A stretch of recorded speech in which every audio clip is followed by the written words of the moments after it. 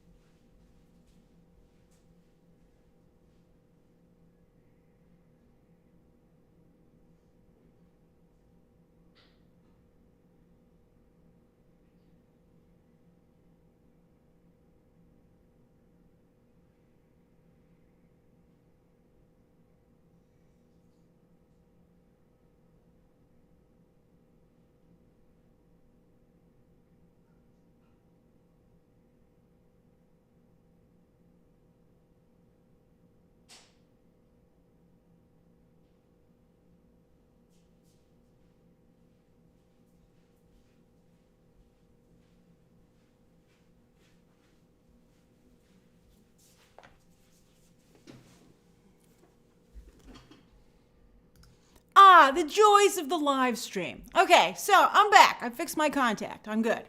All right, so the SAG nominations, it's not going to air on television this year, which is a pretty big deal because the SAG nominations, they were always very heavily advertised, but this year, no takers. So they will air on YouTube. But then next year, it was just announced in 2024, they are going to go to Netflix. And Netflix is very aggressively getting into live programming. They have a Chris Rock live concert coming up. And so that's a pretty big deal for them. And that could be the future of awards shows. So I think that's very, very interesting to me. The Golden Globes, this was the last year of their contract on NBC. However, I do feel that it will be renewed. Let's see. We'll see what happens. The first initial ratings are in. It pulled in 5.4 million viewers, which is pretty much the same as last year, or no, the year before in 2021, which I think is very, very interesting because, they moved it to a Tuesday. A lot of people forgot that it was even on. They, of course, are deeply entrenched in a scandal. But still, it's the same viewership. It didn't affect it really at all. I mean, it's a low point. I mean, when Ricky Gervais hosted back in 2020, they had 18, right before the pandemic started, they had 18.4 million people tuning in. So it's less, that was 3 times what tuned in this time. But I think that Hollywood has a little bit of I think it's more of a Hollywood problem overall. All the awards shows are suffering. I think it's a combination of Hollywood's relationship with the general public. I think, Hollywood has gotten, maybe overshares sometimes. And when you overshare, you limit your audience. And so, that's a little bit of an issue. Then also, I think the movies nominated were a problem in terms of appeal. And then also, I think that, the general public has, kind of distanced themselves from Hollywood. Talk shows don't do as well. I think people realize how packaged these things are. And they don't really, it used to be like, ooh, oh, it's so exciting to get to see what the stars are doing. And I don't think there's that kind of celebrity worship anymore. Max Rollo, as I said, I'm not going to be paying too close attention to Super Chat during this discussion. But I will at the end of the stream because I want to make sure that this stays, on topic. All right, so, and in terms of how the networks did last night, with just 5.4 million viewers, that still put them in second place behind CBS's lineup. CBS, the only people still watching network television are older viewers, and CBS has always been the leader in that area, joking, hilariously so. So it was second to CBS. CBS won the night with their lineup, which was like FBI and a couple of other shows. So I think that, part of me thought, well, maybe the Golden Globes also will go just to streaming, right? Maybe just like the SAG the SAG Awards are going over to Netflix. Maybe they could just air the Golden Globes on Peacock. But here's the deal. It still was second place for the night. It did better than the other networks. So why not keep it? I think, especially for if it can succeed as weeknight programming. Now, the question is there, what does that mean for the Golden Globes? Well, it certainly will be a less lucrative contract because it's not bringing in the same level of viewership. And it's expensive to put on the Globes. Although, interestingly, they are now, I was reading an article about what does the Globes need to do to recover. And it was in the Hollywood Reporter. And they mentioned that the Globes is now not a nonprofit organization. And I thought that was an interesting way to kind of get around their scandal, partially, to admit that they are a for-profit organization. And they were actually purchased by the same organization that is part of a conglomerate that owns all the trades. So it's become a trade-owned awards show, which I think is interesting because the press doesn't vote for the awards. The trades don't. It's not a trade awards show. It's still the Hollywood Foreign Press. So I think that I wonder how that commercialism will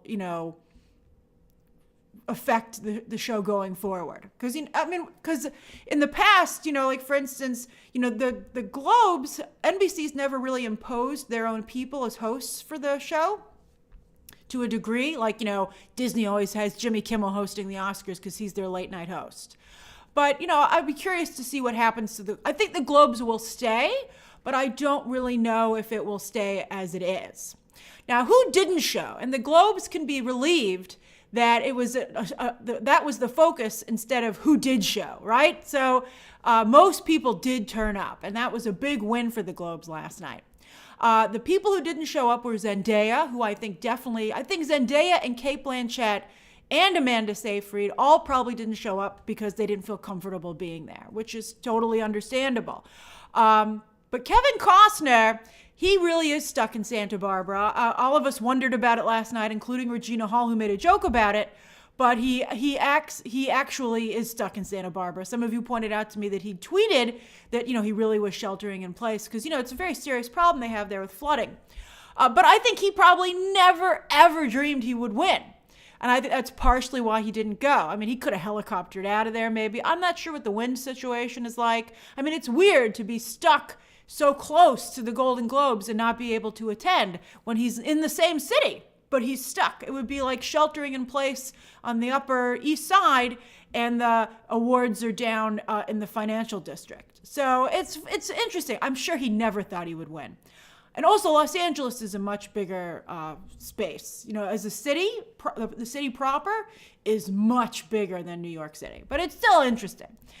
So yeah, that was cool. So let's do a new poll. So this one, let's end this poll. Most of you, wow, a whopping 74% of you did not watch last night. So let's put in a new poll because we're going to talk about Jerrod Carmichael. Jerrod. So did Jerrod Carmichael do a good job as host? So yes, no, and then no, but I liked the cruise joke. Let's see.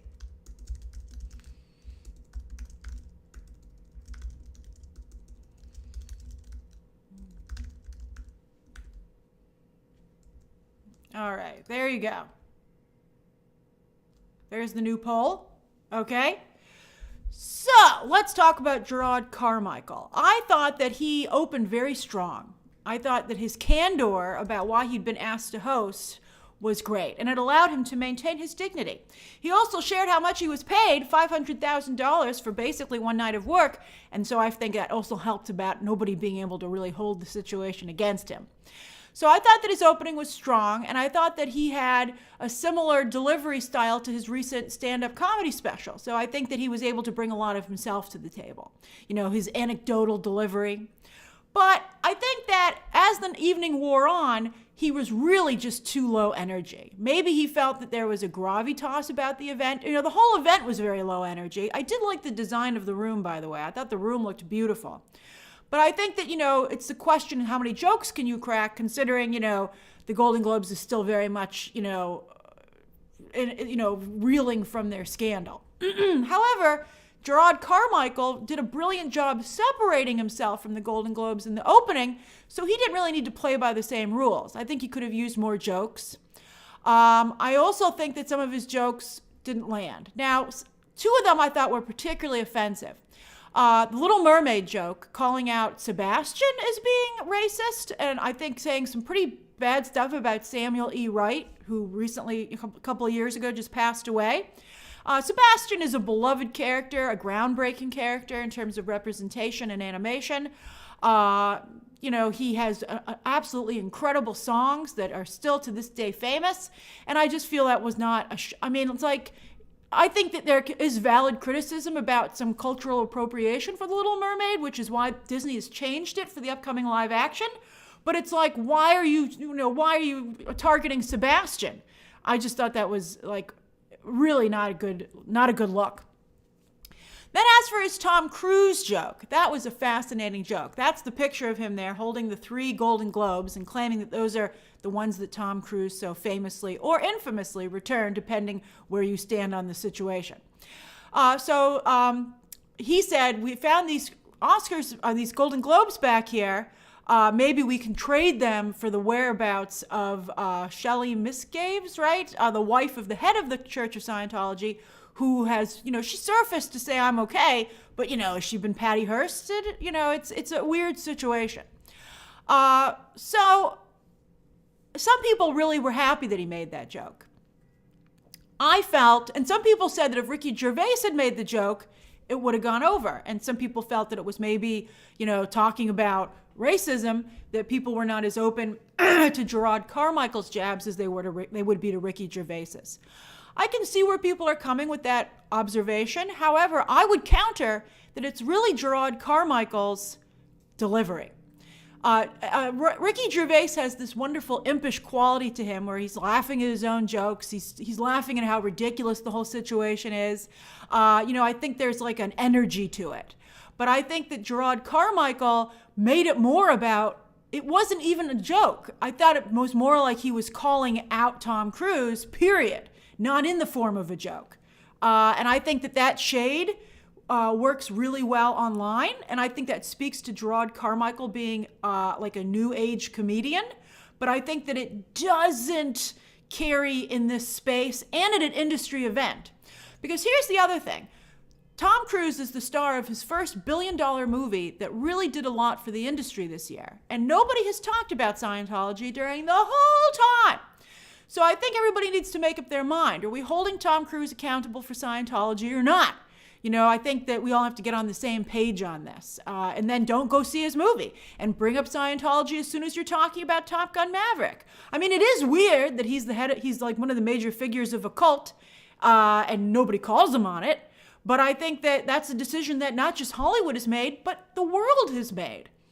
I mean, Tom Cruise is, I think, arguably the most popular that he's ever been.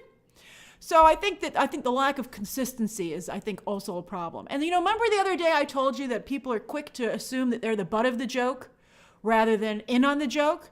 I think some people felt that Jerrod Carmichael was not only calling out Tom Cruise, but the industry for not saying anything. And so I think people in the room were like, whoa, man, come on, I think that, let's talk about Eddie Murphy's joke, okay? Because I think it ties into this. Eddie Murphy said his advice in life was to always pay your taxes, mind your own business. And then he said something about, Will Smith. He made a Will Smith, Jada Pinkett Smith joke. I think that it's a good rule to mind your own business, but I think that to a degree. I certainly don't think people should mind their own business to the fact that they don't call out bad behavior, but you have to call it out, I think, in the appropriate way. It's a fine line. So I don't feel totally comfortable with that joke because I feel it's like, well, yes, I do think we in some cases have crossed a line of airing dirty laundry in a vindictive way without hearing the whole story. But at the same time, I feel like, I don't want to go back to sweeping stuff under the rug. So that's kind of how I feel on that situation. I think it's not so simple, to be honest. I also feel that Eddie Murphy was coming off of a really weak clip reel, which I think gave him not a very good leg to stand on. I don't know why they highlighted so many of his more recent lesser films. And I kind of laughed at Norbit when I saw it back in the day, but I wouldn't heavily lean on it for an Eddie Murphy clip reel.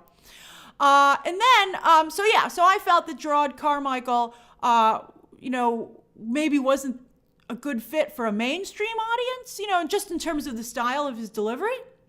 And I feel like some of you said maybe he was nervous, and that might have been true. So I thought that Jerrod Carmichael started out really strong out of the gate, and then I think that it kind of, didn't go so well as the night went on. Although I did think it was interesting that he was watching Twitter, speaking about being a new generation comedian, and he tried to defend the pianist who he's like, she's not playing people off, that's taped music, please don't say bad stuff about her. And I thought that was nice.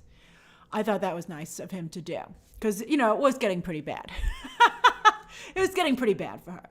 So let's, before we go on to the next one, let's go on to, we're going to talk about the winners in just a moment, but we ended the poll. Most of you, it's actually pretty evenly split. Actually not when you factor in that some people just appreciated the Tom Cruise joke. For the most part, people didn't care for his work. But it's still a great platform for him, and hey, he's $500,000 richer. And so, I think it raised his profile, but I don't think it super helped his career. I think his career is probably where it was when he took on the gig. So that's good. Didn't help him, didn't hurt him, but it certainly helped him financially. Good for him. Get that bag, Carmichael. Get that bag. All right, so we're going to go on to the next category. First let's talk about Ryan Murphy and Eddie. Well, I talked about Eddie Murphy already. So as for Ryan Murphy, I thought his clip reel, inversely, was incredible. And it really underscored what an incredible job, how much, not only the scope of Ryan Murphy's career, but how much he's affected television and streaming. I mean, that was absolutely incredible. Now, there are some things that people say also about Ryan Murphy, but that's all chatter. Some people I think are trying to Bryan Singer him to a degree, but that's, again, is there any evidence? Someone would have to actually come forward. So there's some weird chatter about Ryan Murphy, but I think that you can't deny the good that he's done in the community, in Hollywood for the LGBT community. And I also think in terms of different ethnicities. But Ryan Murphy, I think not only do you see how much he's influenced television and the scope of his projects, I mean, he's just so prolific. And he has incredible range, too. I mean, he really does. And I think that a lot of the work that he's done has been really good. I was like, I liked that show. Oh, I liked that show, too. That show was amazing. And then I also felt that his speech was amazing, as many of you pointed out. And he called out the whole state of Florida. And he said that when he was growing up, he never saw anyone like himself on television, at an award show or on a show. And he said he wanted to fix that, and he certainly has. And he, I thought it was really lovely. Billy Porter said, I wouldn't have a career if it weren't for Ryan Murphy. That was very much a theme of the evening. And so I think you're seeing real change in the industry in terms of who's, and these people are finally getting their recognition. Michelle Yeoh talked about it as well. Jennifer Coolidge said, we couldn't get work. And, we had to just keep our careers alive, like a tiny little flame until it could grow into a raging fire as it is now. And I thought it was really nice. I loved the exchange where he said, Ryan Murphy said Billy Porter is not only a great acting legend at this point, but he is a fashion icon. And he said, I asked him to wear his iconic tuxedo dress that he wore to the Oscars. I think his first big splash as a figure in fashion. And I love that Billy Porter said, bitch, it's in a museum. I thought that was so great. And then he had whipped up this fuchsia version for this. I thought that was really lovely. And he pointed out people in the room. He pointed out actors in the room that, were openly LGBT and that were able to have careers and have range. And I thought that was really beautiful. So it was just a wonderful, wonderful, wonderful speech. So I appreciated that. And also, some of you pointed out because I was live tweeting, and some of you wrote back, and one of the things that you said was that it was really refreshing that Ryan Murphy wasn't talking about himself. And that was really incredible. Ryan Murphy was instead, talking about other people and, instead what he, paying it forward. And I thought that was really nice. All right. So we're going to now go through the winners. And the poll that I want to do is, are you happy with the winners? Are you happy with the Golden Globe winners? Yes, no, and then you can say mixed bag. All right, so there you go. So let's go through it. I have the visuals for us to go over. All right, let's see here. All right, hold on. All right, slideshow, baby. All right, so I have some of these grouped, so it's a little bit easier to go through them. All right, so with the best pictures, I didn't like either of these winners. I thought they were both awful. And if this is how award season continues, get ready for lots of low ratings across the board. I think Hollywood has to stop doing this. They said they felt bad about what happened with The Dark Knight, but they keep nominating blockbusters, and they have absolutely, they just don't, it's very frustrating. It's like they have no chance of actually winning. At this point, it's just, getting the nomination is the real win. So, and then also, I think, again, it shows how Hollywood and I think certain parts of the film community are really detached and not connected to the rest of the world. Like they have like their own little club and they're like, well, we liked it. And it's like, okay, but don't expect anyone to watch your award show or talk to any of you. So I think that, that begs the question, should this even be televised, right? So that to me is, I think, an interesting question. So The Fabelmans won Best Picture Drama, and I tweeted about that, and I said, I have a real problem with, The Fabelmans. So a lot of people, it's interesting to me, people accuse me of not understanding the movie, but I feel that they don't understand what they're praising, which I think is really ridiculous. The Fabelmans, I think, excuses bad behavior from artists and saying they're tortured souls and they aren't responsible for their emotions because that's what makes them great artists. And I think that I do think that anti-Semitism message is helping the Fabelmans a lot, and I think obviously that's always a very important message. But I think that what I'm complaining about with the movie is the Judd Hirsch speech, where Judd Hirsch is like, hey, if you want to go leave your family for a long time and then, abandon them and be like a train wreck and they're all scared of you, they just don't get your art. And I'm like, you're a jerk, Judd Hirsch's character. And then I thought that, I guess it's very brave for Steven Spielberg to address his mother's affair, but I think it's incredible, a little bit like Prince William, that these sons would see the damage that their parents did to their families by cheating and then go on in life to cheat themselves. That's incredible to me. And I thought that his mother was very selfish. And I think that the fact that he and his mother had a secret against his father, if you were to flip it, And I think people wouldn't be as sympathetic, and we talk about, how people react to gender these days. When his father were like, snicker, snicker, you're cheating on mom, but that's okay, Dad, I'm on your team, I think everybody would be like, what? So I think the fact that he and his mother knew that, that his mother was cheating with a family friend that was going on family vacations with them, it's just a horrible thing to do to somebody. And so that to me, I'm not saying he should have narked on his mom, but he should have been like, Mom, I'm going to give you like a week to tell Dad, or else I'm going to have to do it because I just can't do it. I think it's just too mean a thing to do. It's a very cruel thing to do. So I have big problems with that. Steven Spielberg has a lot of personal issues that, he started talking about his personal life. All right, so anyway, and then Best Picture Musical Comedy. This one I don't agree with, but I certainly still am not, I don't have a problem with it because I respect the Banshees of Inisherin, even though I feel it's a really difficult movie to watch. I think, quite frankly, I would almost say it's torturous to watch. I did not enjoy it whatsoever. And also, by the way, I had a friend who totally destroyed, I was talking to a friend of mine about the Banshees of Inisherin, and I was like, but I did appreciate the speech about kindness, and that kindness is something that also lasts forever, because, his friend is like, oh, I want to write a song because that will live forever. And and Colin Farrell's character says, well, kindness is to me what really resonates. And my friend was like, yeah, but the song has more reach. And it's going to, so I thought that was like I was like, oh yeah, you kind of poked some holes in that theory. But still, it's an impressive fable for what's going on in Ireland. So I do respect that. Although I do agree with everybody that Everything Everywhere All at Once should have won. But so it's a tough category. But I also kind of like Glass Onion. Glass Onion didn't get anything last night. Glass Onion was shut out, which is a shame. It's been a rough year for Glass Onion, but I really like that movie. But at least it got a lot of nominations. All right, so the next one. So director, thank you, Itzanti. So Best Director, Motion Picture. I also was upset that Steven Spielberg won for The Fabelmans. Now, some people countered you can never go wrong with Steven Spielberg. But here's my problem. Steven Spielberg has already won.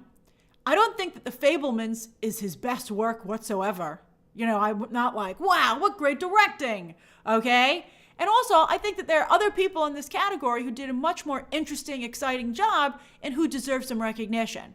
So it's like, I just feel it's a safe choice. And it's a boring choice, in my opinion. I think that James Cameron made an incredible movie and made lightning strike twice, and he took 13 years, and I think that's an incredible feat. So, but some of you were like, well, James Cameron also cheated, and on his wife, he's cheated multiple times. But I'm like, yeah, but James Cameron didn't make a movie about condoning cheating. So that's why I didn't bring it up with James Cameron. The Daniels, I think the Daniels were a much more exciting choice. And I even would have preferred to go with Baz Luhrmann, who at least, whipped it up and was, really went for it. That was like a frenzy. But I honestly probably would have picked James Cameron or the Daniels here. So I did not like Steven Spielberg getting it at all. I think it was ridiculous. Then Best Screenplay, The Banshees of Inisherin, which I actually would agree with in this case, because you got to give it something. And I wouldn't have given it picture. I would have given Everything Everywhere All at Once picture, and then I would have given this screenplay. And they only have one screenplay category at the Golden Globes. It's funny. They divide into drama and comedy overall, but they don't have adapted or original. They just have screenplay. Also, some people have commented that because it's an international voting body, that they might be more inclined to vote for, this film out of Ireland than the Hollywood stuff. So that's some interesting, usually the Golden Globes are pretty good at predicting who's going to win the Oscars. But this year, I think they have their own agenda. They're trying to get back in people's good graces. And so I don't know. And also their voting body has been expanded exponentially. So I feel like it's not the same voting body. So I'm not quite sure if they're going to be I'm not sure if they're going to predict as they once did. All right, next up, the actors in drama. Now, Brendan Fraser, I think, was expected to win this. Some people, when I said this was an upset last night for Austin Butler, some people were like, no, it wasn't. Everybody's seen The Whale slipping. And it's like, okay, fine. Because I think, it doesn't have particularly good reviews, etc. But a lot of people really wanted The Whale. People really wanted a Brendan Fraser comeback. And I think, obviously, Brendan Fraser has been very against the HFPA, Hollywood Foreign Press Association, for valid reason, by the way, being sexually harassed by the former head of the organization, who is now fired, by the way, and no longer a part of it. But he said after that criticism, what happened to him, he could not attend. And I think I totally think that's reasonable. But I do agree, Rudy just retracted it, but I do think that Brendan Fraser peaked too early and that there isn't enough support for the film.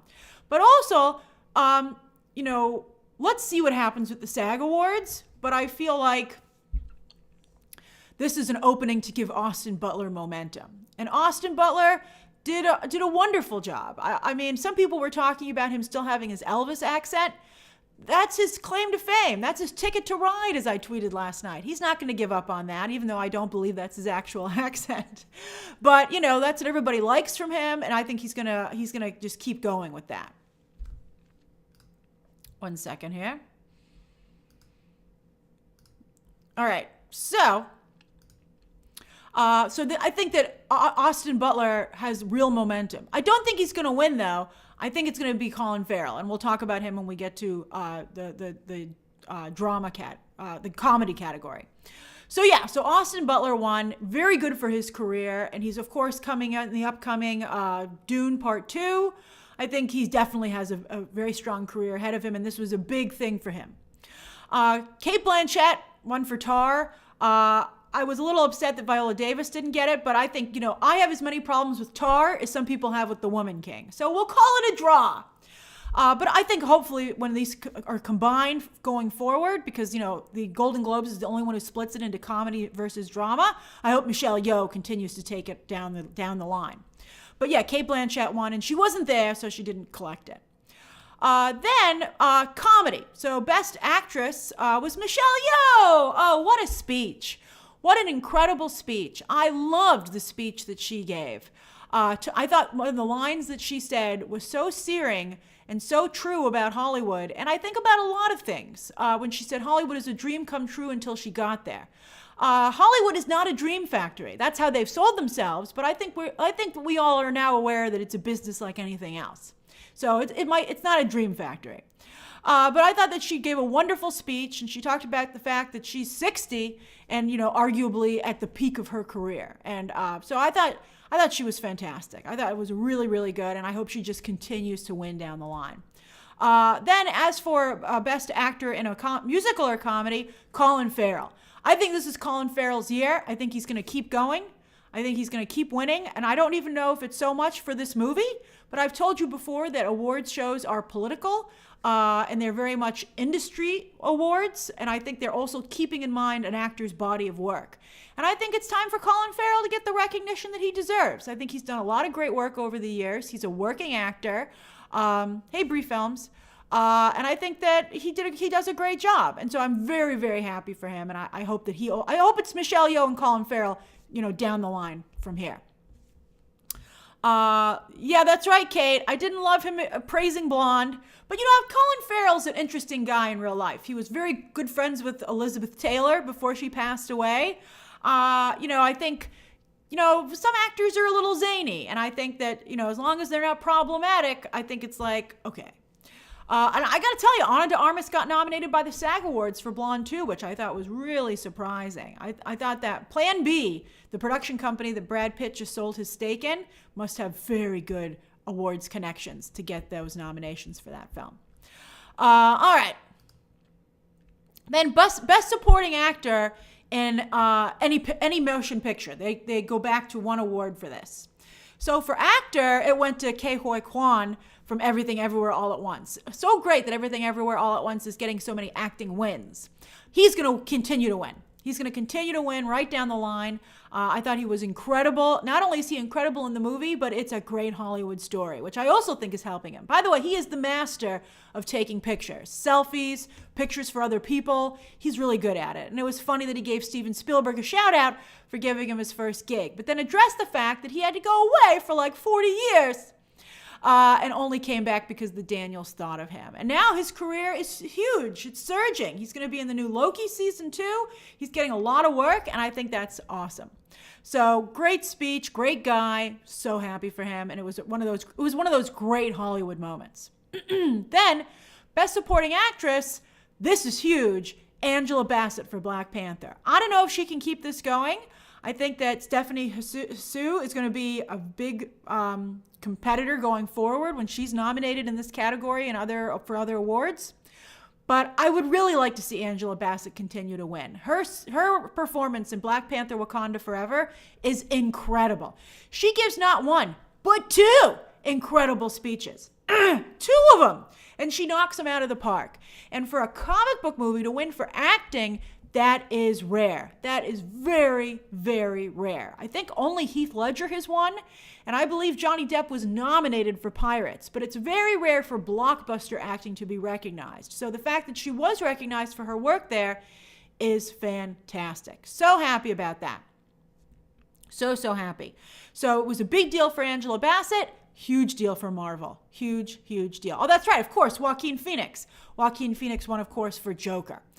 Best Actor. But that transcended, in my opinion, comic book movies. That was an incredible film. An incredible film. And I think a lot of people, speaking about misunderstanding things, I think a lot of people misunderstood Joker because it was a comic book movie. But I'm glad that he won. So that's just phenomenal. All right. So next one. I'm glad you guys are bringing up some other nominations that have just been announced, but we're talking about the Globes. Okay. So we're going to switch over to TV now. How did we get... Oh, yeah. Okay, we're going to switch over to TV, and we're going to go back to some of the film things at the very end. All right, so Best Television Series Drama. House of the Dragon. Even they were shocked. Nobody was there. Only 3 people were there. The two Rhaenyras, Millie Alcock and Emma Darcy, and Michael Sapochnik, who quit the show. Rumor is because they wouldn't give his wife a producing credit. I wonder if he'll come back. Masterworld, I'm doing super chats at the end today. So I think that's pretty funny. So they went up there, and even they were like, Severance should have won. But I thought that was hilarious. Although some people pointed out that House of the Dragon never won at the Golden Globes. So this was, Game of Thrones never won. So this kind of was making up for that. I mean, it's a tough category. Every show there is phenomenal. Better Call Saul, though. Severance will be in this category again. I think just the recognition and the nominations is a big win for it on Apple TV. But Better Call Saul, it's done. So the fact that it's still not winning anything is, and when Breaking Bad got so much recognition when it was on the air, is weird. But yeah, so House of the Dragon won. And then Best Comedy, also a very tough category. Another show that never wins, Only Murders. Better Call Saul and Only Murders can commiserate of being like big crowd pleasers that have great reviews, but that just aren't really respected by the industry beyond nominations. I think it's interesting, Mika, you say The Crown is losing momentum. I think that there's been real damage done to the monarchy by Harry and Meghan. I think no matter what side you're on, you're tired of hearing about it. So I think you're going to see interest in the royal family kind of subside for a little bit. Again, no matter what side you're on, you're like, it's too personal, it's too ugly. I think people just don't want to be involved in it. So I think, when they were showing clips of The Crown last night, I was like, I need a break, man. I need a break. But as for Abbott Elementary winning, it's Abbott Elementary's year. Everybody's celebrating it, rightfully so. It's like keeping the network's sitcom alive. And it's been winning across the board, although not in one category, which we'll discuss. All right.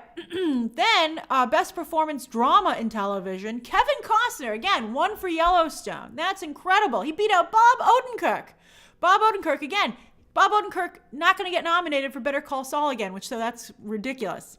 But I think it is interesting to finally see Yellowstone getting some recognition in the industry because, it is, I think, still classified as a conservative show. I know that the show is saying it's not conservative, but I watched the trailer for season 5 and it looked conservative to me. And there's nothing wrong with that, but that's what the show is. And it's doing really well. It's a huge win. I think that I would advise Yellowstone against trying to distance itself from its audience. It's like you're a conservative show that is so successful that you've become a franchise. Embrace it. I guess Tyler Sheridan is worried about what it would do to his career at large. Taylor Sheridan, who cares? Taylor Sheridan, what do you care? He basically is making Yellowstone money now. And then Best Actress in a Drama went to Zendaya, who was not there. Laura Linney also, she's done with Ozark unless someday it comes back, which I suspect that it will. But she never got any respect for her work there. But yeah, Zendaya continues to win for Euphoria. She's very talented, very, very talented. All right, the fact that Zendaya wasn't there was big. All right, next, Best Actor in Comedies. These were tough categories. Quinta Brunson, though, I think that she's doing the rounds. She's got to win all the awards. She's got to sweep because what she's done is just that iconic. So good for her. Even though I think she's at the tail end of the sweep, so people are kind of moving on to other shows at this point, doesn't matter. She's got to collect all of them. So good for her. But this was a tough category. Selena Gomez, also not getting any respect. Jenna Ortega will be nominated, I'm sure, for season 2. And Jean Smart already has a ton of awards. 4 hacks, many of them. I kind of didn't like her gown for Quinta Brunson. I felt bad she had to keep adjusting it. I felt bad. It was beautiful, but I felt bad that it wasn't structured well. I felt, because, I was like, Quinta Brunson deserves better. All right, then, Best Actor, Jeremy Allen White won for The Bear. And I got to watch The Bear now. But I also find it hilarious that Steve Martin and Martin Short never win. They never win also. It's crazy. All right, then next, Best Supporting Actor in Any Television Show. Show, not series.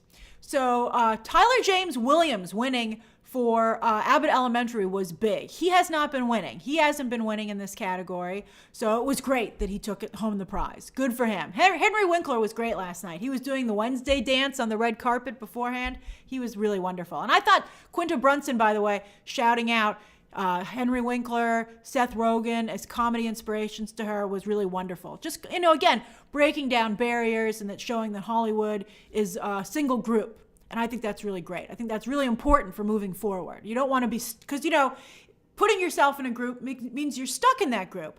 And I think Quinta Brunson wants to make sure that she can work anywhere. And so that's great. She's very smart. Quinta Brunson is very, very smart. So I was very happy for Tyler James Williams. And perhaps one of the reasons that he won is that his female co-stars got snubbed in Best Supporting. The fact that Cheryl Lee Ralph did not win was shocking, especially after her incredible acceptance speech at the Emmys. But Julia Garner took home for Ozark. I guess because here, Julia Garner, I believe, also won at the Emmys, but they separate Best Supporting there. So do they? I thought they both won. Maybe she wasn't supporting for the Emmys. I don't recall off the top of my head. But yeah, it was really, I was thinking, Cheryl Lee Ralph, even when Abbott Elementary went back up to win for Best Comedy Series, Cheryl Lee Ralph's mood had not rebounded. She was pretty devastated. And I felt bad for her, actually, because Julia Garner's won before. I think this is actually her first Golden Globe, but Julia Garner's been recognized for this, and I feel that it wasn't worth the snub to Cheryl Lee Ralph, quite frankly. I felt it wasn't worth the snub to her. All right, next, let's see here. Okay, woo, look how big this is. Let me fix this. All right, so I combined all 3 of these. So this is limited series. So Best Limited Series, what a category. Oh my God. Blackbird, Dahmer, The Dropout, Pam and Tommy, The White Lotus. What a difficult category, but I'm glad The White Lotus persevered. Every time they played the theme song last night, it was fun. Because we love that. Never fast forward the theme song for White Lotus. Although it's funny, SAG, which released its nominations this morning, were like, we're not playing that game. It's a series. They put it in drama series. So I thought that was hilarious. They did not put it in limited. So White Lotus won, deservedly so, and I thought Mike White was great. He was like, you guys passed on us. I think he, again, talked about how difficult Hollywood is as a business, and, you never know. I mean, I think I've seen some really great quotes through the years that continue to be true, that working in Hollywood is like 99% rejection. So you have to have a thick skin and not take it personally. But it's fun to mention it when, the opportunity comes up. He was very jovial about it. He wasn't bitter, but I think it was nice that he said that. It was funny. And the Golden Globes is supposed to be that kind of venue where you can make those jokes. Then Best Actor in a Limited Series or Movie was Evan Peters for Dahmer. And that was great to see Dahmer recognized like that. I thought that Taron Egerton was really great in Blackbird, but I think for him and Sebastian Stan even to get nominated, that was the win. But I thought that Evan Peters was fantastic. I do agree that the Jeffrey Dahmer fashion plate joke about his glasses being fashionable was not appropriate whatsoever. I did not like that joke. I liked their delivery. I thought that Anna Gasteyer, and I'm not familiar with who was up there with her. I thought she was very funny, though. I thought their delivery was excellent, which softened the blow of that joke being really poor taste. They were like, but they mean so well. It's just a bad joke. So anyway, I'm a big Evan Peters fan. Talk about taking forever for their career to totally. Oh, Nicole Byer, thank you.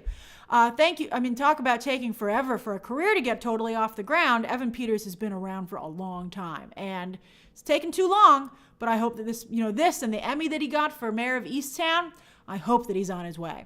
Because the only person really hiring him is Ryan Murphy. Talk about, there's somebody else keeping someone's career alive. And then Best Actress, Amanda Seyfried in The Dropout. She was like working on a musical. That to me seemed like a flimsy excuse. I think she just didn't want to attend. So Amanda Seyfried won, as she's been winning everywhere, and deservedly so. Fantastic. All right, then for Best Performance by an Actress in a Supporting Role in a Limited Series or Movie, Jennifer Coolidge. And this was another great speech, which I felt made up for her horrible presenter speech at the beginning. I thought her jokes at the beginning were bad. I thought it rambled. I thought it wasn't funny. But I thought she had real heart in her acceptance speech here. I thought that was amazing, phenomenal, great job. I was very happy with it. And I thought she did a great job talking about, again, the realities of being in Hollywood and what it's like to work there. And, she said, finally, people want to talk to me and I'm invited to parties on my block. I thought it was charming. Then Best Actor in a Supporting Role is Paul Walter Hauser, who interestingly is nominated for Best Lead along with Taron Egerton in the same category for SAG. But here he was in Supporting, and if you've seen Blackbird, you would realize he was the clear winner of this category. I mean, he was phenomenal. Everybody should watch Blackbird. More people should watch Apple TV. They have incredible content on there. It's so good. All right, then next, Best Motion Picture Animated, Guillermo del Toro's Pinocchio.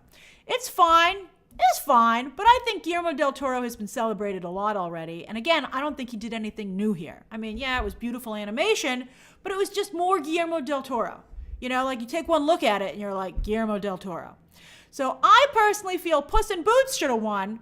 Although, I saw some people saying that the fact that the movie didn't do as well in the box office was because it had Spider-Verse style animation. And get this, apparently some people think that style of animation is not attractive.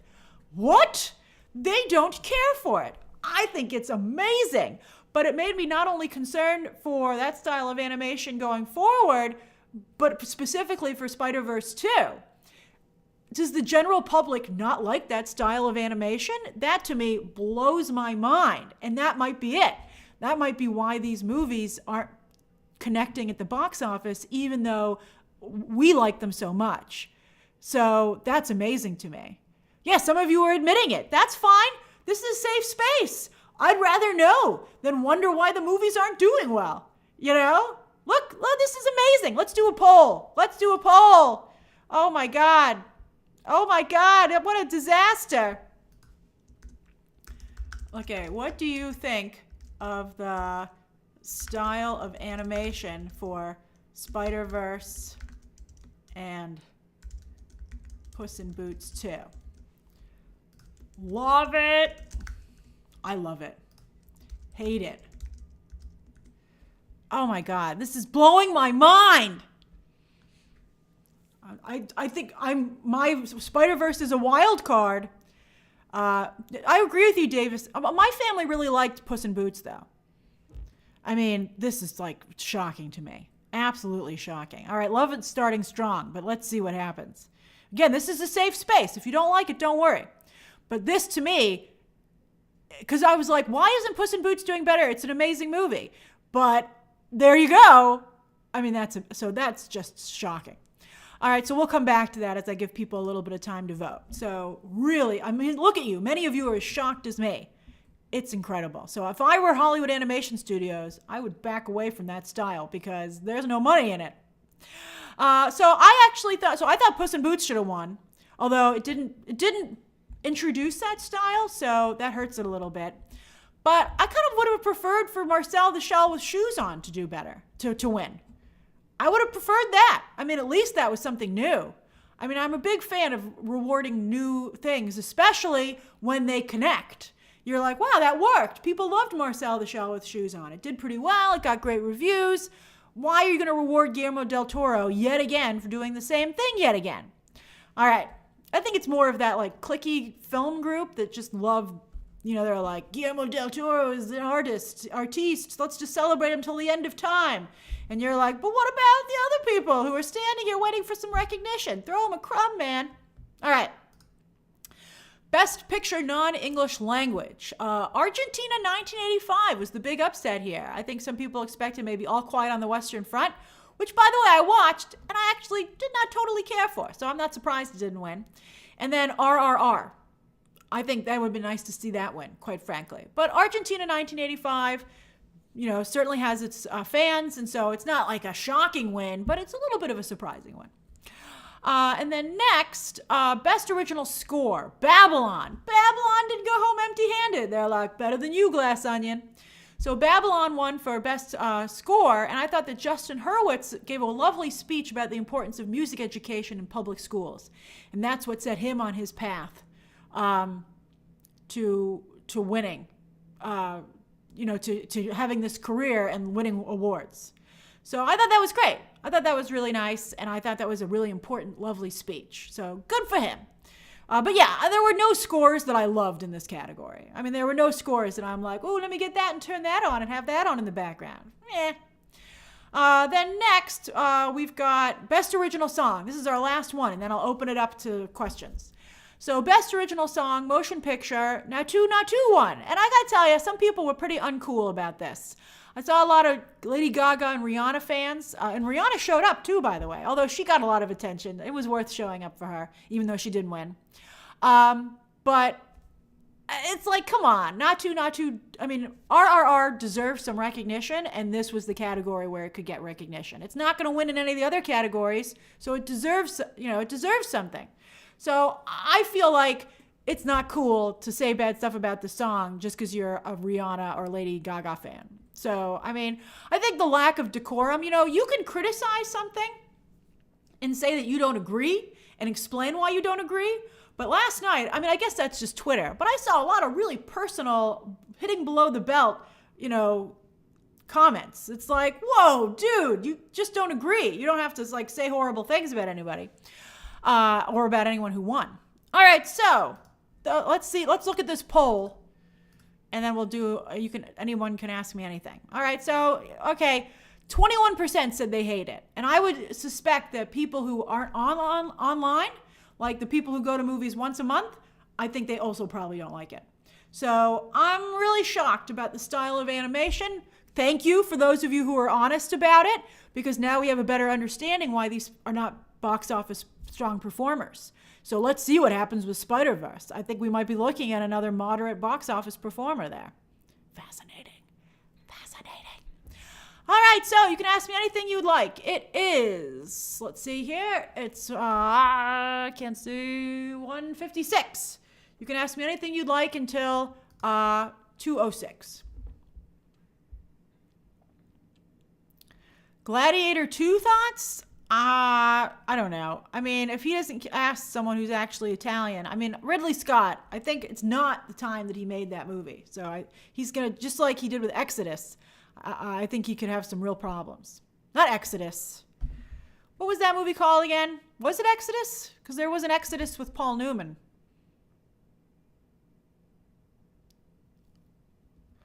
Nuno says, where was the White Lotus cast? That's an interesting question. I'm not quite sure.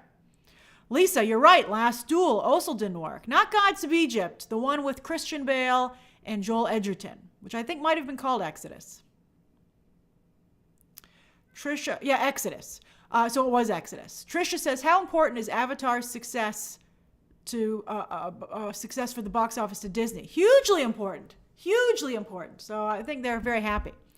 Holden says, do you think Jerrod Carmichael will get any work after last night? He's the worst host I've seen in a long time. Holden didn't think any of his jokes landed. Well, as I said at the beginning of the stream, I don't think it hurt him, but I don't think it helped him either. I think he's right where he was before the show aired. Maybe more people know who he is, though.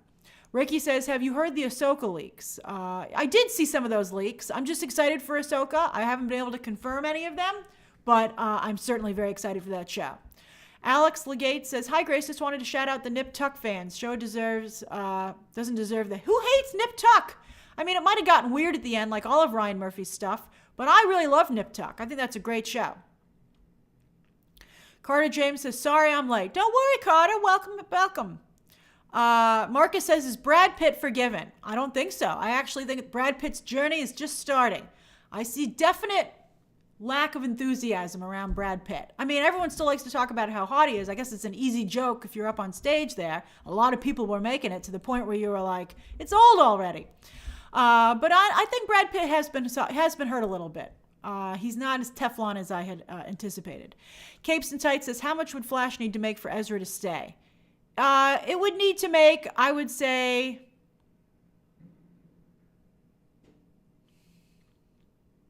$600 million. It would have to match the Batman. Let's see here. ES says, please, I'm using my super chat to tell you to please watch Rebels. I don't know, ES. I got a lot to do. Maybe. Lewis Cook says, first the Globes and then SAG is honored to Armis the true disruptor this award season. I don't think so, Lewis. I think it's more that there just aren't a lot of people in that category. And I think, again, I think Plan B has a very strong, it's an old term, but a very good awards Rolodex. Plan B is really plugged into the awards sector, and their films do quite well. Anton says, hey from New Zealand. Thanks, Anton. Hey to you. Thank you so much. And Jay King says, hey, Grace, just want to let you know the Babylon Hive grows stronger by the day. I think we've reached double digits. Good for you. Good for you. That's great. David Kyle says, finally, Jennifer Coolidge celebrated. It was very nice to see. And then Evan says, thank you, Evan. Hey, Grace, do you think Margot Robbie is overexposed? I think people might be fatigued by her performances. Should she maybe take a break from acting a bit similar to Tom Holland? I don't know if it's overexposed. I think part of the issue is that she seems to always be doing the same thing. She always seems to be playing Harley Quinn. I think that her Babylon performance seemed to be Harley Quinn. And her Harley Quinn performance has proven not to be popular with a large audience. And let's see if Barbie is basically being Harley Quinn again. I think that is one of her biggest problems. Let's see here. Dustin says, any info on the Viv rumors for Young Avengers? I have not looked into it. I did see that rumor. It makes sense to me. Although I think that throwing over all the crowd favorites for younger versions of these characters is going to be a game plan that Kevin Feige regrets. Draco says, I am queen of the most powerful nation in the world and my entire family is gone. Have I not given everything? Draco, thank you. Yes, Angela Bassett's supremacy. She's incredible. I also particularly loved her UN speech. Yeti Fawn says, congrats on your Midnight's... I did not even... I'm sure I suspect that's probably trolling. Let's see here. Matt says, I got the complete series box set of that 70s show for Christmas. Hyped for that 90s shows. What are your thoughts on rebooted sitcoms? I thought the trailer for that 90s show looked pretty good, actually. I thought it looked pretty funny. And it's going to be on a streaming service, right? It's on Netflix. So let's see if it does well for them. I think it's a good idea. I agree, Randolph G. I would love to see what Emma Roberts would do as Harley Quinn. She was the original choice, actually. She turned it down. Oh, she probably regrets that. I think we all regret that a little bit. Sarah Harford says, hi, Grace. Do you think we could see Kang versus Wanda in the future? I would love to see it. Could be part of, say, the Avengers movies. I don't know, Sarah. Wanda could take on anyone, obviously. She's so powerful. Blue versus red energy. It'll be like the two fairies from Sleeping Beauty having a fight. That would be hilarious. But I think Wanda's got to take care of herself right now. I think that Wanda is going to go off on the side and have her children's crusade journey first. And we're getting a whole witch corner of the MCU, which I think we're all very excited about. Let's see here. Juan says, Grace, watch Argentina 1985. It is on Prime Video. It is an amazing movie. Okay, maybe I'll check that out. Brett Crandall says, thoughts on the inspection? I have not seen it, I'm afraid. Although I did like Jeremy Pope on Hollywood. I thought he was one of the only people to do a really good job on that show.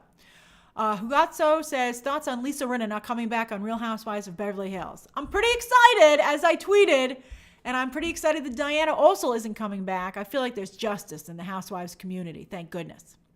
Tricia says, do you think Tom Holland's career is in trouble with such a long break? Not at all. I think he's taking a much deserved break, and he is going to get paid so much money to do the new Spider-Man trilogy, and that will put him right back on top. I think it's all good. Let him go focus on his life, his personal life. Let him get have a good relationship with Zendaya.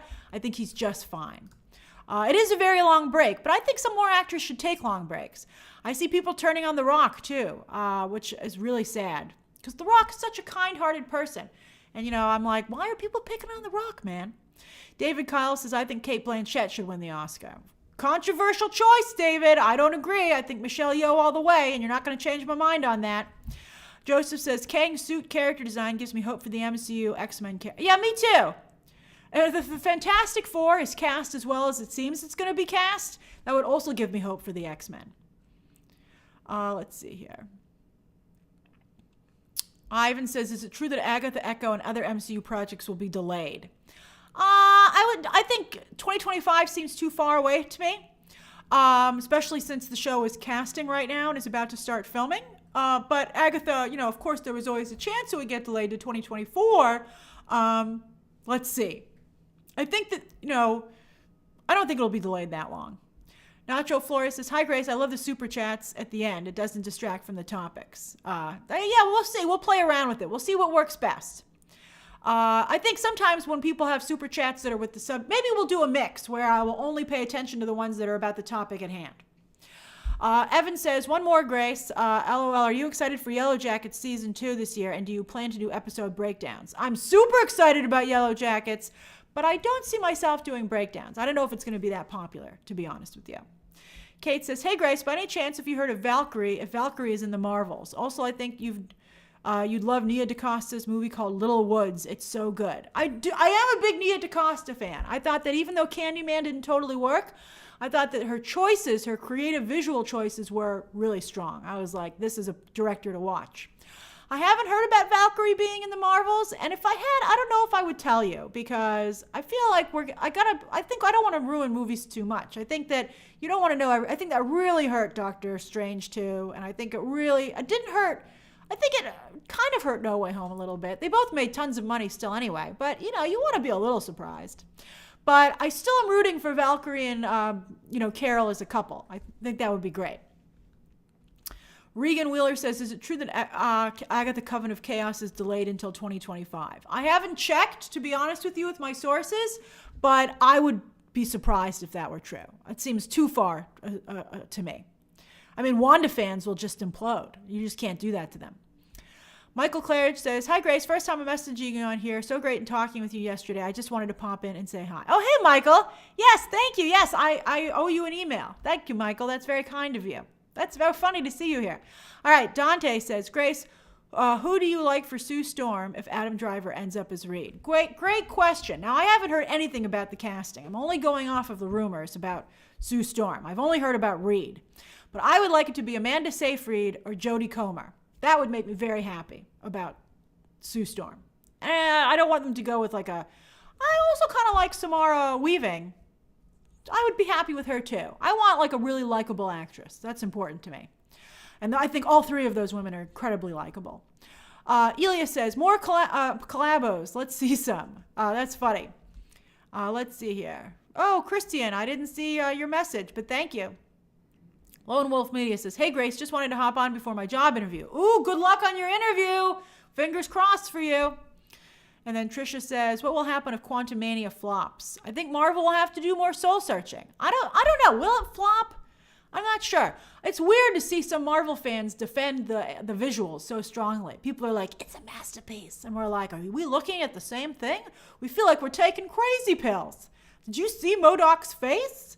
It looks like we did the VFX. Maybe they're not done. I mean, I don't know. The movie's pretty close. But I don't know. The script seems so strong that I'm still excited for the film. But, Quantumania has never been a big performer, box office-wise. So we'll see. Jennifer, hey Jennifer, says, hey, wanted to thank you for watching the Golden Globes and tweeting it. I couldn't watch and it still felt like I did get them. Oh, it's my pleasure, Jennifer. I always like interacting with you on Twitter and here. Millie Jo says, we need 2 Oscar ceremonies, one in June and one in December. They can't do that, but I would like the Oscars to be earlier. I think they're way too late. I think it's ridiculous that they're in March. I think that's stupid, in fact. It's really stupid. Let's see here. Look at everybody for Lone Wolf Media with the job. Good luck with the job interview. You guys are all so kind. Let's see here. Alex says, thank you for all your videos, Grace. Love tuning into Movie Math every week and the live streams. Thank you. Yeah, I feel bad we haven't had more live streams because the live streams have become so much fun. But I don't want to waste your time either, and it's still too slow. I suspect, hopefully, next week, maybe things will start to pick up. Because, there should be multiple stories for us to discuss every day. And so far, the only big story right now is WWE potentially being sold to Saudi Arabia was the last I saw of that. Christian Fierro says, hi from Uruguay, also using Super Chat to recommend 1985. Oh, well, thank you. That's 2 recommendations for Argentina 1985. Thank you. I take that. I really appreciate that. I take that seriously. Technor Video says, you have to give voters time to see everything. Oh, come on. If you're not plugged into the industry and watching these movies when they came out months ago already, well, then that's on you. Lord Baratheon says, how much does Quantumania have to make for, in your opinion, to not be a flop? It has to improve on the last Ant-Man movie, which did in like 623 or something, as I recall. So if it can get in the 700 range, I mean, as I said, right now, if you're not in the 800s, it's a Marvel movie, you're going to get side-eye. Everyone's going to be like, should you really be here? I mean, Kevin Feige has so many movies to make. If you can't gross 800 million, should we really be wasting our time with you? Go be a show. Go be a series. If you want to be a movie, you got to do 800 million. So, but I don't know if Quantumania can do that, to be honest with you. So I will settle for just topping the last entry. Because the last 2 big movies couldn't top their previous entries. Brendan says, if they actually get Amanda Seyfried for Sue Storm, they need to get Lacey Chabert for a role so all the plastic mean girls are on the MCU. That's funny. And then Carlos says, any news on when Moon Knight might pop up again in the MCU? As I've told you, I heard they want him to be an Avenger in Kang Dynasty, but let's see. I mean, that movie's still pretty far out, but that would be great. And says, it will be okay. What a funny name. Says, I love that. Very good self-affirming. Says, I finally saw Wakanda Forever, and now I'm excited to eventually see the MCU's Wolverine. Me too. I'm curious to see who gets it. Trisha Monger says, Adam Driver and Amanda would be perfect. They really would. And if they get I told you they want to get a Jewish actor for Ben Grimm, and they get Austin Butler for Johnny Storm. There's that rumor that his agent is pushing him for that. I actually think Austin Butler would be an incredible Johnny Storm. So I think it's looking like the Fantastic Four casting might be incredible. So that would be really great. I would be so happy. Oh, hey, Emily says, I have family members who feel okay skipping the Ant-Man movies. They need to be more must-watch. That's interesting. It's always very fun to talk to family members who aren't into comic books. It really is an eye-opener. Like I told you, I watched Black Adam, and they were like, oh, we forgot this was a Dwayne Johnson movie because he didn't show up for the first 20 minutes. And I was like, craziness. Fascinating. Again, we just learned about people not liking that style of animation in Spider-Verse. I mean, it's mind-blowing.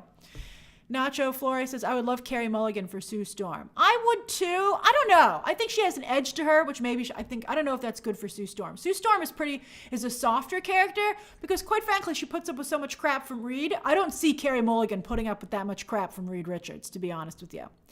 Joe says, love that the 3 big acting awards went to women over 60. That was really nice. I think that ageism is also a problem in Hollywood. Colorism, ageism, a lot of problems in Hollywood, and I'm glad to see them being overcome.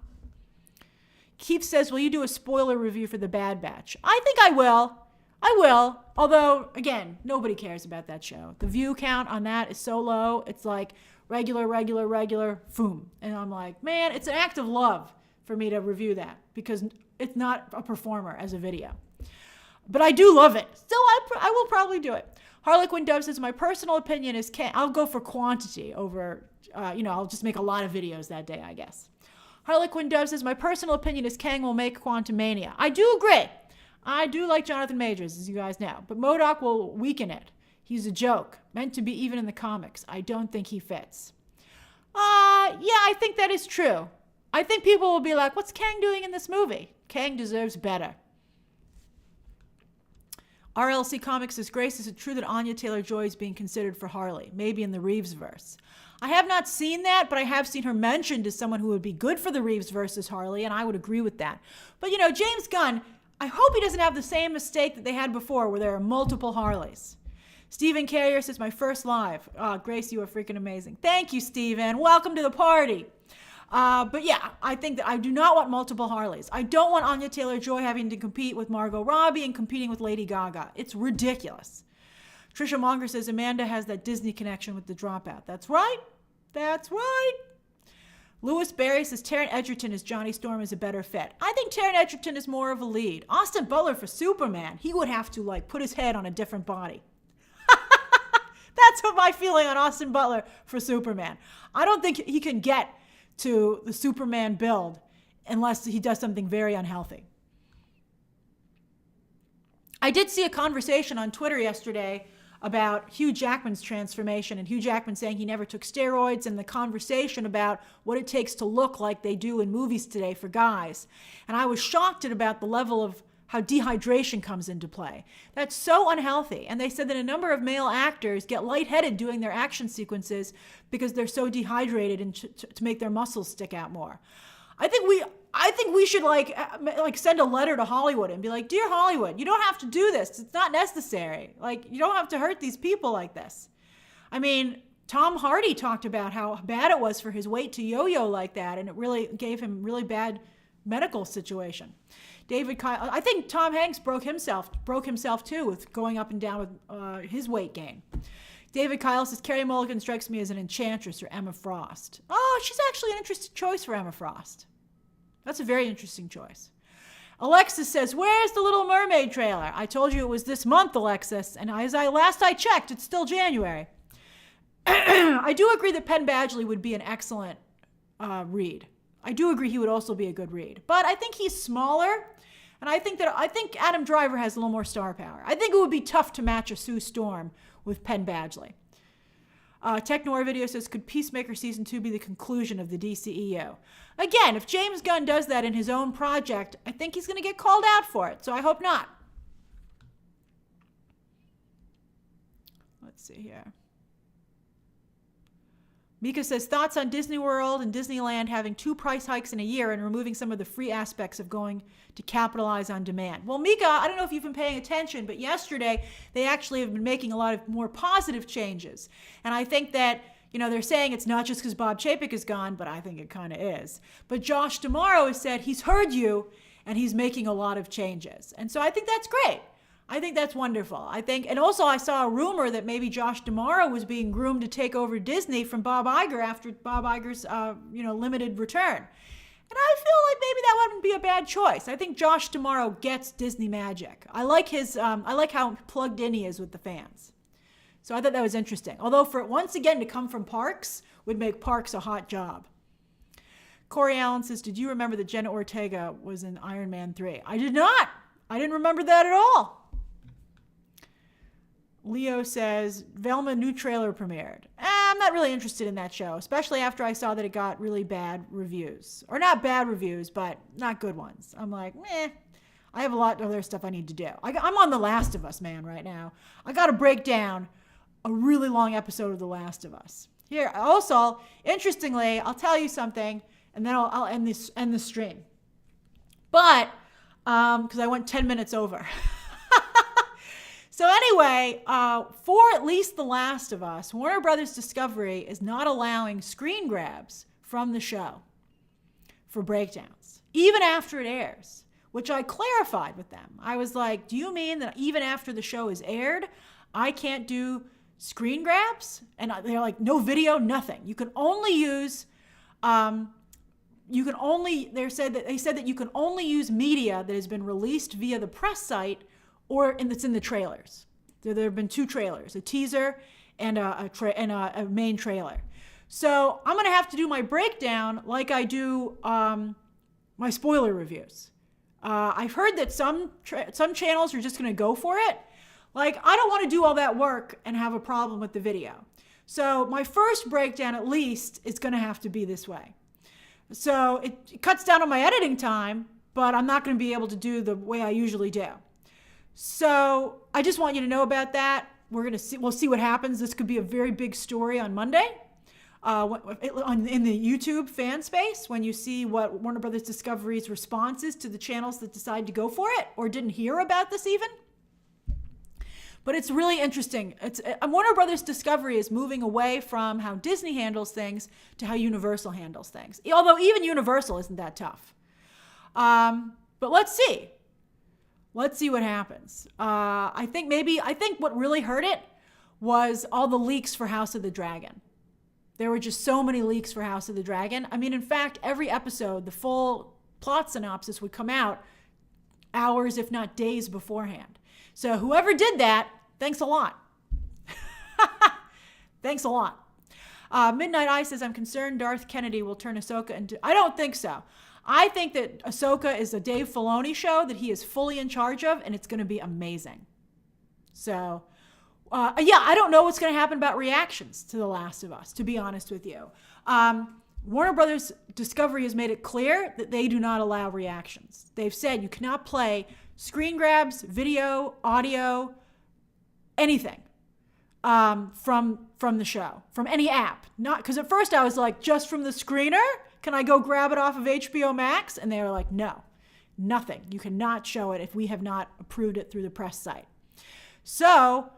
that's how I have to do it. I'm going to at least do my first video that way. And then if I see other channels are fine, I'm going to go back to them and be like, what the hell, man? So we'll see.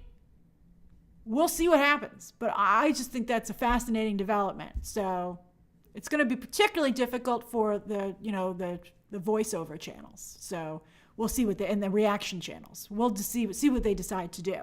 I mean, I don't think it's a good strategy. I think it's going to shut down conversation on the show or change conversation to what the hell instead of talking about the show itself.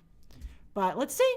Let's see what happens. But that's a little bit of interesting tea for you. And I'm going to have to explain it at the beginning of my breakdown as well, because you're going to be like, where are all the screen grabs from the episode? And I'm going to be like, I can't show them to you. All right, everybody, I had a lovely time talking to you as always. Maybe there will be a stream tomorrow. If I can find 3 stories, I'll do I'll do shout outs in a second. If I can find 3 stories, I'll do a stream tomorrow. All right, thank you, Stephen. All right, so okay, everybody. Let me give me some shout outs. So what are you up to? How you doing? Just so I can say hi. My pleasure, Marcus. Thank you for joining me. Juan says, talk about the SAG nominations tomorrow. Maybe. I might. Dancing Dog 60 is at the cafeteria at work. I love work cafeterias. I feel bad that a lot of them have been taken away. Keith is about to go ice skating with friends. Talk about a winter wonderland. Luna says, just working from home, waiting for my boyfriend. Oh, that's sweet, Luna. Alex says, hi from Canada. Saeed says, finally caught a live stream. That's wonderful. I'm glad that you did. Kate says, I just got home from school and I'm about to take a very long nap. Awesome. Love it. Desnizra says, it's 2:20 a.m. in Indonesia. Thank you for staying up. I appreciate it. And Owen says, hi, Grace. First stream that I've joined as a member. Hooray. That's great. Let's see here. Denzel says, I'm just buying art supplies for work. That's very cool. Stephen says, Grace, you're my inspiration. Thank you for everything. Oh, that's very humbling, Stephen. Thank you. Let's see here. Alberto says, working from home today in sunny San Antonio. Oh, that's lovely. Lewis Cook says, about to go watch The Godfather Part 3. Oh, good luck, Lewis. That's not a good one. Steve Music says, just missed it. No, oh, I'm sorry, Steve. I'm sorry. Matt Damage says, trying to perfect a joke for comedy open mic night. Kind of on fire this week. Oh, that's great. I'm glad you're taking it so seriously, Matt. I'm glad you're not resting on your laurels and you're still working hard on your material. Good for you. That's the mark of a professional. Let's see here. Danny Dumphy says, just got back from teaching this morning and my students were very excited to talk about the Golden Globes. Oh, that's awesome, Danny. You sound like a cool teacher. Sierra Doogie says, just had some butter pecan ice cream in Virginia. Ooh, excellent. I like butter pecan. I think pralines and cream is actually my favorite, though, with the caramel ribbon going through, but I am a fan of the nutty ice creams. I like Rocky Road, too. Juan Cruz, I actually don't eat a lot of ice cream, though, because it makes me, it's an inflammatory. That's the right word, right? So I actually don't eat ice cream very much because of that. One time I went to Disney World and I was like, why do I look progressively not as good in these pictures as the vacation goes on? And I realized it's because I was eating ice cream, and that kind of ruined ice cream for me. Let's see here. But not to be a bummer on your ice cream, Sierra. Please enjoy it. I have family members who are huge ice cream fans. Let's see here. Corey Allen says, seeing Avatar. Where'd Corey go? Where did it go? Just Josh says, celebrating a promotion with some mimosas. Congrats on your promotion. Tomas, hey, in Stockholm, nice to see you. Keith says, having noodles and celebrating my gifted membership. That's awesome. Noodles for everybody. I cannot give noodles to everybody. Let's see here. Your little brother Gabriel says, hi, Grace, eating breakfast. It's 1 p.m. We've all been there, Gabriel. We've all been there. Look, Michael also likes pralines and cream. Ben Svarog says, about to work out in Hungary. Awesome. Derek Allen says, prepping food for my birthday dinner tonight. Are you cooking your own birthday dinner? But that's good. Get it the way you want it. Get it the way you want it, Derek. Let's see here. Elliot is saying, Rocky Road looks nasty? You hate chocolate ice cream? I don't even know what to say to that. Sometimes I think chocolate ice cream is very pretty look. It's very attractive. Although Sierra also agrees. Interesting. I'm a big fan of chocolate ice cream. It's my favorite. Let's see here. Oh, Corey Allen says, seeing Avatar, hope 2D is worth it. You're seeing it for the first time? You should see it in 3D. I like pistachio too, Haunted Autumn. As you see, I do enjoy ice cream, even though I'm not supposed to eat it. Cookie dough, of course, for the win. Sarah says, getting ready for bed here in Ireland, working nights again this week. Oh, that's cool, Sarah.